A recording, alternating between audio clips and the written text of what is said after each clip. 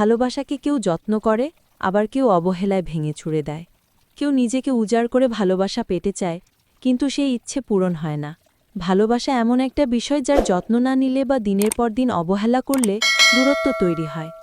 এখন হয়তো প্রিয় মানুষটা আপনাকে ভালোবাসে বলে সব সহ্য করে নিচ্ছে, কিন্তু একদিন দেখবেন সেও নিজেকে আপনার থেকে দূরে সরিয়ে নেবে। তখন চাইলেও তাকে ফিরে পাবেন না। কিছু মানুষ আছে যারা হয়তো ভালোবাসার বিনিময়ে শুধু ভালোবাসাটুকুই চায়, টাকা পয়সা, গয়না, গাড়ি, বাড়ি কিচ্ছু না। এসব মানুষগুলোকে সময় থাকতে থাকতে ভালোবাসুন। দেখবেন সে অসময়ে আপনার হাত ছাড়বে না। ভালোবাসার যত্নে ভালো থাকে। অবহেলায় তো একদিন নদীও শুকিয়ে যায়। প্রতিদিন নিয়ম করে আদরে জল দিলে একটা চারাগাছও ঠিক বড় হয়ে ওঠে, পরিণত হয়ে একসময় ফুল, ফল, সুগন্ধও দেয়।